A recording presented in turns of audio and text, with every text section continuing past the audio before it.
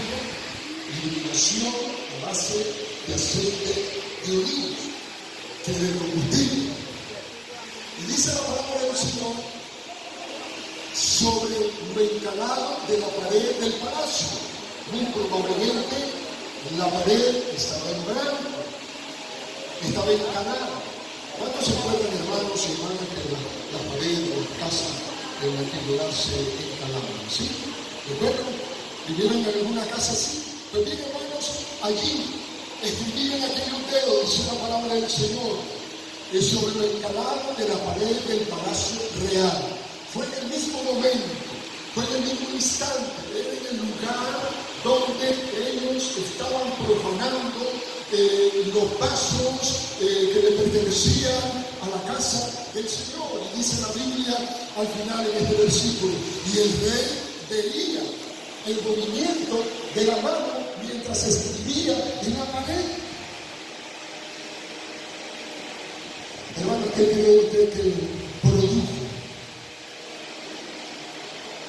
¿Cuál fue la reacción en este caso del rey? Veamos, hermano, en el versículo 6. Entonces el rey número 1, hermano, se puso, y el término nicaragüense es ávido y chirizo. ¿Y qué no era jugar? Mirar en ese momento en la pared, de pronto aparece la mano escribiendo con caracteres ininteligibles. Y dice, hermano, la palabra del Señor que él palideció en el celda y sus pensamientos, que dice, hermano, lo turbaron. Hermano, perdió realmente, la capacidad mental. Y dice la palabra del Señor luego, y se debilitaron sus lomos.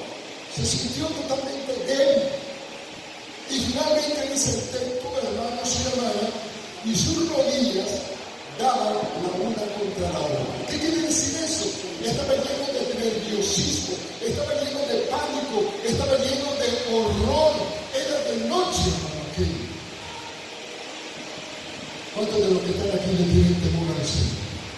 Temor de Dios. Algunos. La palabra del Señor dice que el principio, oiga, lo dice, el principio de la sabiduría es el temor de Dios. Es un temor reverente, es un temor amoroso, es un temor respetuoso por la santidad de nuestro Dios. No es miedo. No voy a hacer tal o cual cosa porque tengo miedo. No.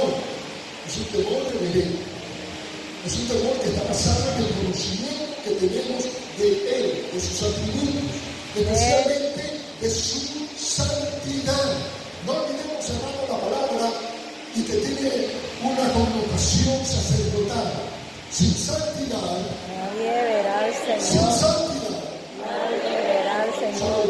Sin santidad, nadie verá al Señor. Ahora para arriba, sin santidad, nadie verá al Señor. Y ahora todos aquí, sin santidad. Y ahora todos sin santidad. Nadie verá al Señor. Palabra de Dios. Palabra digna de ser recibida por todos. Eso es Dios. Y entonces, hermanos, y así era así la tierra. No se podía controlar. Le temblaban las piernas del miedo por aquello que estaba contemplando.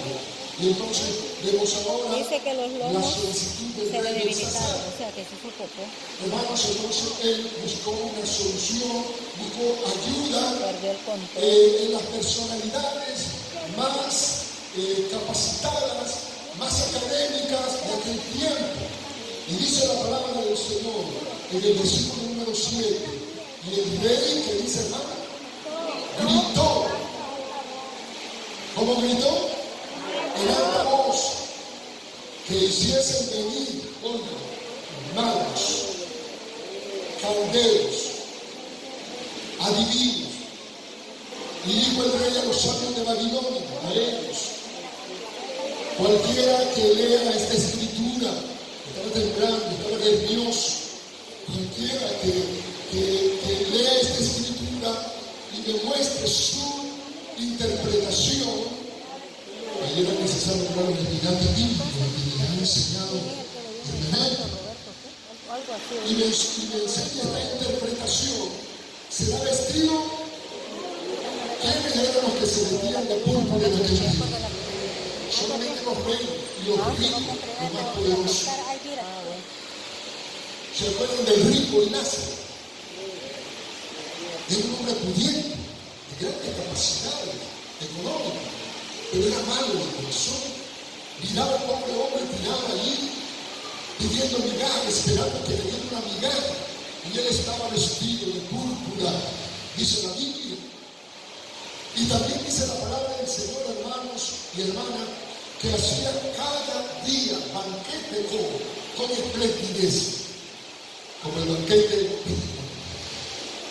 hoy de San Juan, como el banquete que hubo ayer en el 15, como el banquete, otra vez lo quiero decir, como el banquete que tuvimos cuando estuvimos en la boda de la hermana Vilma y de la hermana Mirta Bravo. ¿Alguien de los que está aquí fue de ese banquete? Solo uno. ¿Orlando? ¿Alejandro? Dos, tres. Bueno, recuerdan, hermanos, que abundancia. Bueno, pero regresa. Dice la palabra del Señor aquí. De púrpura, el que lograra interpretar la escritura en la pared. Número uno, iba a ser vestido de púrpura. Número dos, como una persona real, de realeza. Dice también, hermanos y hermanas, y un collar de oro llevará en su cuello, un distintivo real de autoridad. Y número tres, será, ¿qué dice hermano? El tercero en el reino. Y aquí nos volvemos a quedar preguntando, ¿cómo es eso de que el tercero? ¿Quién era el primero? ¿Quién era el primero? Hermanos, en ese tiempo había, oigan la palabra, lo que se conoce como corregencia. Es decir, los reyes simultáneamente. Y entonces Belsasar era el segundo, pero estaba a cargo del reino de Babilonia, y su padre estaba en otra región, pero él era el rey. Entonces tenemos que el primero es Nabonio y el segundo, en importancia, en autoridad, en dominio, era Belsasar. Y entonces el tercero iba a ser el que interpretara la escritura que estaba en la palabra. ¿Tomaron, hermano, nota? ¿Qué? ¿Cuántos dicen amén? Ok, entonces vamos bien. Dice la palabra del Señor entonces aquí en el versículo número 7 finalmente, que será el tercer Señor en el reino. Y debe ser vivo. Miren, hermano, qué tremendo lugar que iba a alcanzar el que lograra interpretar.